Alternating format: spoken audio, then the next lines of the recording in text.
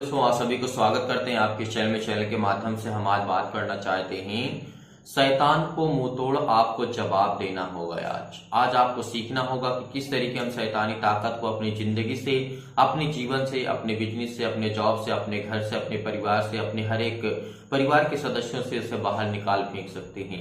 वो आपको सामर्थ्य परमेश्वर ने दी है, तो इसीलिए आपको बड़े ध्यान से आपको धैर्य रखना है, विश्वास रखना है कि परमेश्वर आज मुझे सामर्थ्य देगा, आज वो मुझे ताकत देगा, आज मेरे अंदर इतनी ताकत, इतनी एनर्जी आएगी कि परमेश्वर मुझे ढेर सारी ब्लेसिंग करेगा और मुझे आशीष देगा।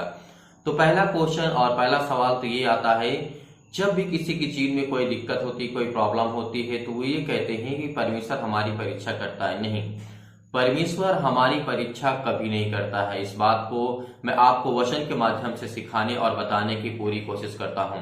तो चलिए आइए देखते हैं। इससे पहले हम आपसे कहना चाहते हैं, यदि आप हमारे चैनल पे नए हैं, अगर आपने अभी तक इस चैनल को सब्सक्राइब नहीं किए, सब्सक्राइब करें और बेल आइकन को प्रेस करें ताकि जो वीडियो है अपलोड की जाए उसका नोटिफिकेशन आप तक पहुंचता रहे, आप उन वीडियो को देख पाए और सीख पाए और प्रभु के वचन पे चलने की पूरी कोशिश कर पाए। तो यहाँ पे हम देखना चाहते हैं, जैसे याकूब अध्याय 1 और वचन नंबर 13 से लेकर के यहाँ पे 14 बात करेंगे। यहाँ पर हम 2 वचन को लेकर के, जब किसी की परीक्षा हो तो वह या ना कहे कि मेरी परीक्षा परमेश्वर की ओर से होती है। यहाँ पे परमेश्वर का वचन कहता है, जब किसी की परीक्षा हो तो वह या ना कहे कि मेरी परीक्षा परमेश्वर की ओर से होती है, क्योंकि ना तो बुरी बातों से परमेश्वर की परीक्षा हो सकती है और ना ही वह किसी की आप परीक्षा करता है। यानी परमेश्वर का वचन यहाँ पे एकदम क्लियर, एकदम साफ करता है कि ना ही वो किसी के परीक्षा करता है, ना ही उसकी परीक्षा कोई ले सकता है। तो यहाँ पे तो हमें क्लियर होता है कि परमेश्वर की ओर से हमारी जो परीक्षाएं होती, जो दिक्कतें होती, जो मुसीबत होती है, वो नहीं होती है। तो 14 में लिखा है, परंतु प्रत्येक व्यक्ति अपनी ही अभिलाषा में खींचकर और फंसकर परीक्षा में पड़ता है। ये परमेश्वर का वचन क्या कहता है?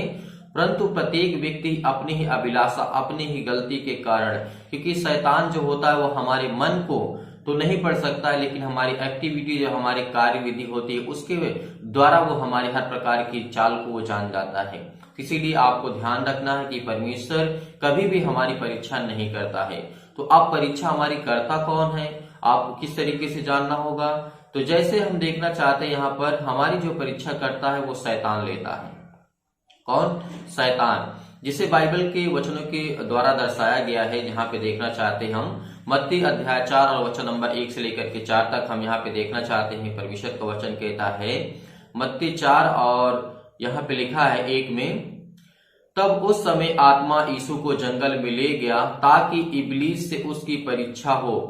वह 40 दिन और 40 रात निराहार रहा, अंत में उसे भूख लगी।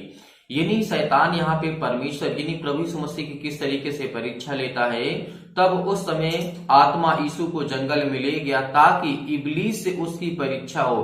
यानी बाइबल के वचनों के आधार पर जब हम देखते हैं तो वो शैतान जो इबलीस कहलाता है वो एक शैतानी ताकत है।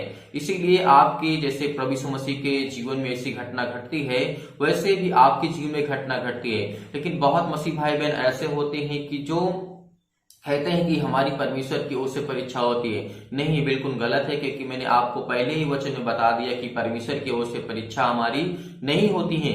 जब भी आप जाने कि हमारे जीवन में दुख आती है, चिंताएं आती हैं, या फिर हमारे बिजनेस में ग्रोथ नहीं होता, हमारे बिजनेस में लॉस होता है, हमारे जॉब नहीं लगती, हमारे घर में प्रॉब्लम से दिक्कत है, या फिर आपकी मेहनत या फिर आपके जीवन में शैतानी ताकत काम करता है, आप मेहनत बहुत करते हैं लेकिन आपको फल नहीं मिलता, तो शैतानी ताकत आपके घर में काम करती है। लेकिन यहीं पे प्रभु यीशु मसीह ने कहा, क्या कहा है? 3 में कहा है, तब परखने वाले ने पास आकर के उससे कहा, यदि तू परमेश्वर का पुत्र है तो कह दे कि ये पत्थर रोटियां बन जाए। परमेश्वर ने यहाँ पे क्या जवाब दिया, आपको ये केवल ध्यान रखना है, विशेष ध्यान रखना है कि परमेश्वर ने जवाब क्या दिया। यहाँ पे 4 में लिखा है, प्रभु यीशु मसीह ने कहा, उसने उत्तर दिया कि लिखा है। क्या कहा यहाँ पे प्रभु यीशु मसीह ने?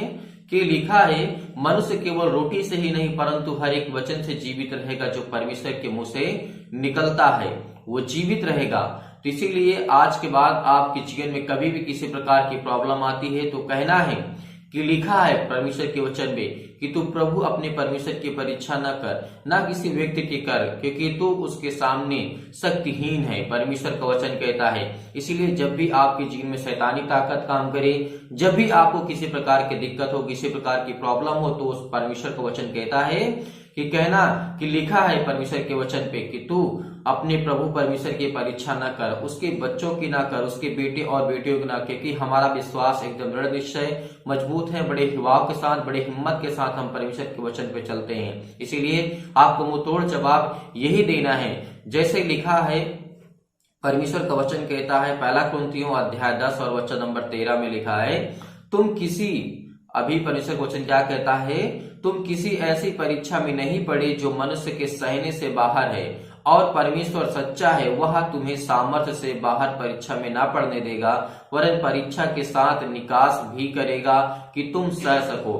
परमेश्वर जो हमारे जीवन में दिक्कतें लाता है, जो प्रॉब्लम जो हमारी गलतियों के कारण से होता है, परमेश्वर ने कहा है कि तुम अभी ऐसी परीक्षा में नहीं पड़े हो कि तुम्हारे सहने से बाहर हो, कि तुम उसको ना सह सको, लेकिन परमेश्वर वो सच्चा है, वो हमें सामर्थ्य देता है, वो हमें ताकत देता है। इसीलिए धैर्य रखना, विश्वास रखना। जब भी आपके जीवन में शैतानी ताकत काम करे तो आपको प्रार्थना करना है, प्रेयर करना है कि परमेश्वर हमारे जीवन में जो भी किसी प्रकार की घटी और कमी है, जो भी किसी प्रकार की दिक्कत है, जो भी किसी प्रकार की प्रॉब्लम है, उसे वो ठीक करेगा। तो धैर्य रखना, विश्वास रखना, परमेश्वर आपके जीवन की हर एक घटी और कमी को पूरा करेगा। और विश्वास के साथ परमेश्वर से प्रार्थना करना, तो परमेश्वर आपके जीवन की जो शैतानी ताकत है उसे जरूर खत्म करेगा। हमें कमेंट बॉक्स के माध्यम से जरूर बताइएगा कि आपके जीवन में क्या चल रहा है, इस समय क्या प्रॉब्लम है, क्या दिक्कत है, तो ताकि हम आपके लिए प्रार्थना कर सकें, और जो लोग हैं वो भी प्रार्थना कर सके, और परमेश्वर के वचन पे आप चल सकें, और परमेश्वर आपको ढेर सारी बरकत और आशीष दे।